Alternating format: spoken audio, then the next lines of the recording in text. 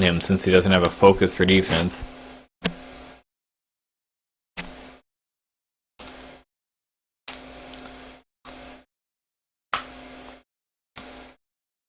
He's just gonna barrel roll.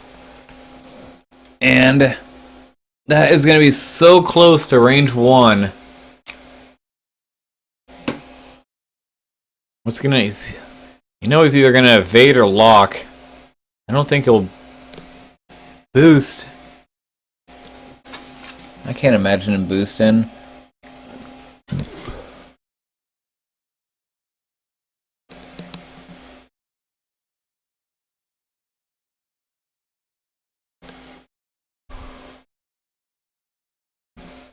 It's gonna lock.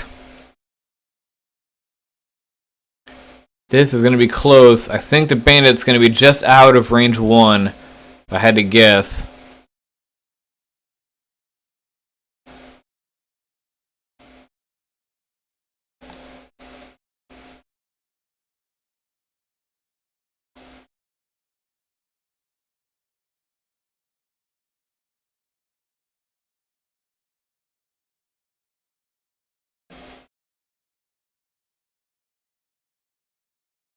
Nope. And then Mu0n is saying thank God, because that would have hurt.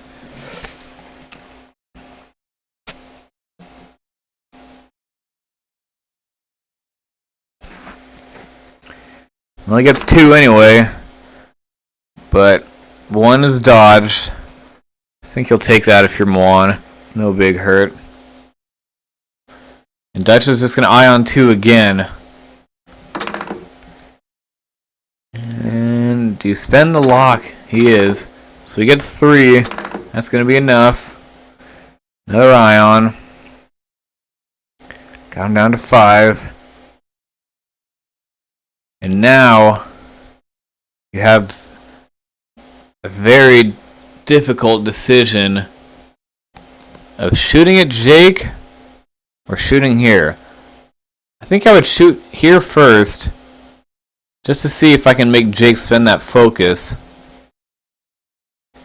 and then make a decision from there.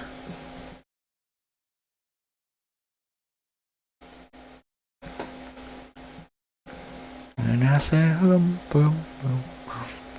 Don't cast no spell on me.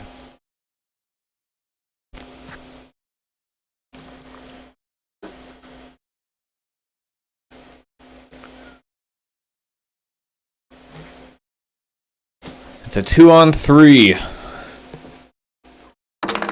Ugh. Well, he's got the lock.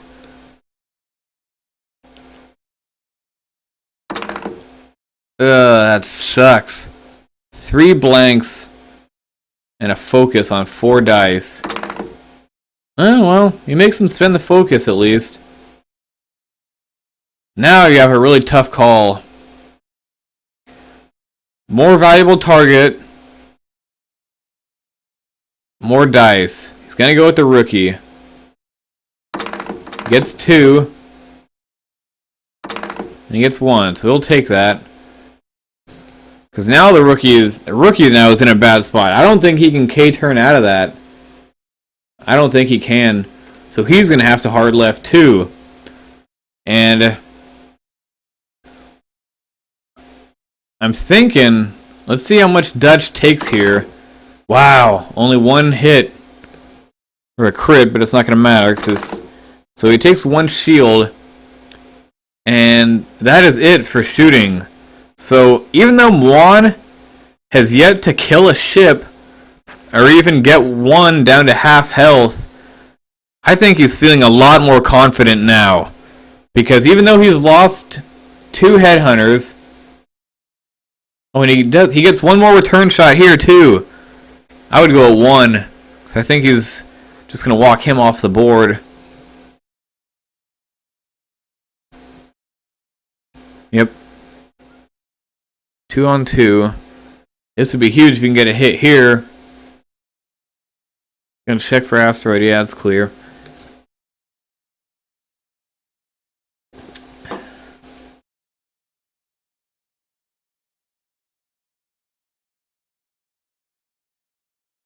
Yeah, well, still, he's in such a great spot because he's really got Pharrell in a bad spot here. It's going to be hard for Jake to get out of here without bumping. And anyone who runs a little push the limit interceptor or A-wing, you know that bumping in a traffic jam is pretty much game over for them. This rook's either 2 right turn or maybe 3 left turn, and he's got a hard turn out of here though. He can't K-turn. No way. So now what does Jake do? 2 right turn, 2 right bank, 4 forward, 5 forward. Do you just 2 hard turn and run away? These are decisions that... These are just the really tough decisions where you know it's coming down to one of 2, maybe 3 options, and now you've got to try to figure out what you're going to do. And in my experience, this is like really what good players do to you, is they put you in these tough situations where, and really, they've really put each other into tough situations here, I feel like. But if it's me, I think I won forward with this bandit, because that will probably block a 2 bank or a 2 turn, and then I can probably just 1 right bank him. I could even 2 right bank him actually and get him even closer. And then what do you do with the Tala though? Could just 1 right bank and stay on that rook, and that would help cover a 4-5 forward. I think that's what I'd probably do. 1 straight, and then I would probably just 1 bank him, and then just 1 bank him. Dutch, just 2 forward, put some distance between that B-wing. 1 more ion. He's going to be here next turn. Ion him again, he's going to be here. Then you can 2 hard turn, ion him again. You'll still probably have 2 or 3 health left. And then you can potentially ion this B-wing and start kiting him. But these headhunters have got to get something here. They've either got to get a couple of hits on Pharrell or finish off that rookie. Preferably both, but... Oh, and you know what? Wow. I just realized, and I'm sure Mu0n's gonna... He still has those proton bombs. And that is going to be devastating. Because Paul is... Those bombs are going to drop right here. The range 1 zone is basically going to be something like that. So it's probably going to hit that island B-wing. And it's probably going to hit this guy too. Because what could he do other than 2 right turn out of there? I mean, really, these B-wings with their dials, unless he's able to 2 right turn then barrel roll right, really just about anything he does is going to put him in range of that proton bomb. Which I guess the bomb doesn't matter so much with this guy, so he's getting ioned off the board anyway. But, and Dutch is going to move last too, so he's going to have the option. So but it's huge because if this B-wing decides to K-turn to stay with Dutch and keep shooting, then he's for sure going to eat that proton bomb.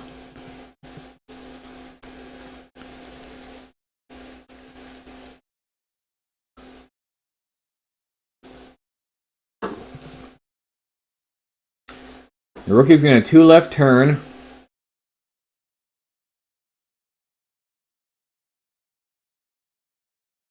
Focus for D. Ion goes. And he's going to K-turn. And I wonder if Paul remembered that Mu0n has that proton bomb, and if he decided it was just worth it to just K-turn anyway and get a shot on Dutch. But I think if you're Dutch, you're so committed to this guy now, I think you just have to ion him again, and then 1 more to finish him off next turn. So now, this bandit goes 2 forward, 1 left bank, 2 right bank. Wow. It's pretty nice maneuvering. Did this guy clear stress? And Jake goes 4 forward. Wait, no, where did I see that? I don't know where that came from, sorry. He's gonna lock the rookie with T1. So, and the proton bomb, of course, yep. That's clutch. So that bandit cleared stress. He doesn't realize it though, does he? He doesn't. Ooh. Yeah, so sounds like Paul did understand it was there, but just figured there was nothing really he could do about it.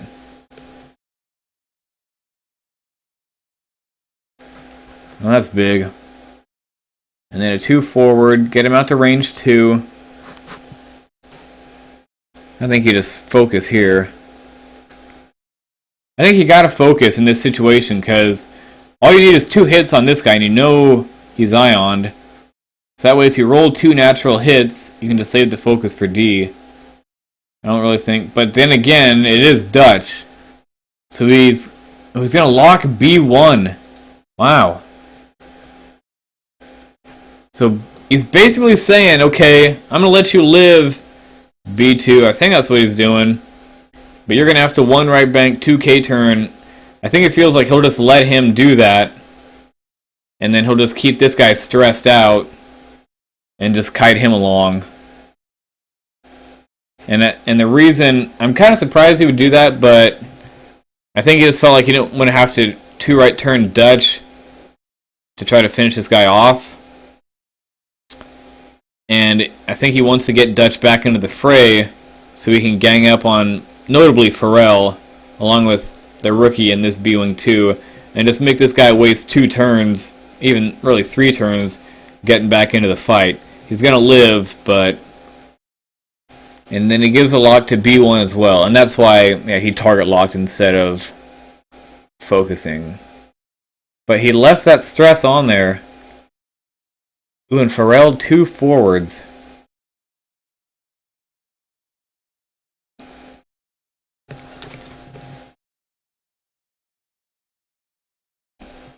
And this is always the question now with these maneuverable little shipses. Do you just turtle? Do you boost? Boost and focus to roll. Gonna boost right. Now he's either gonna roll right or left. Probably left, I'd figure.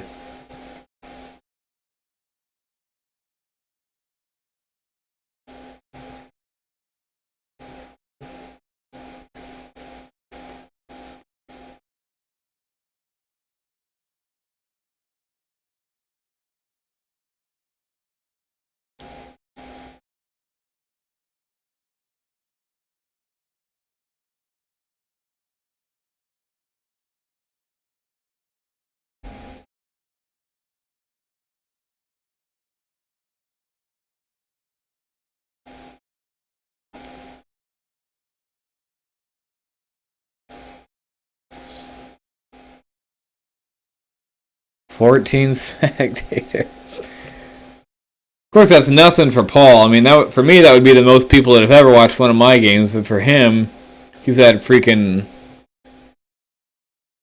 1,000 live watching it alone. I think that's about what it was on the Twitch stream for the championship match at Worlds this year. But I need to consider how many people have probably watched the replay of that on YouTube. Not to mention the game before, but this is just another day in the park for him. 14 people watch. Not to mention so many acclaimed players like Dom and Typo and Sozin.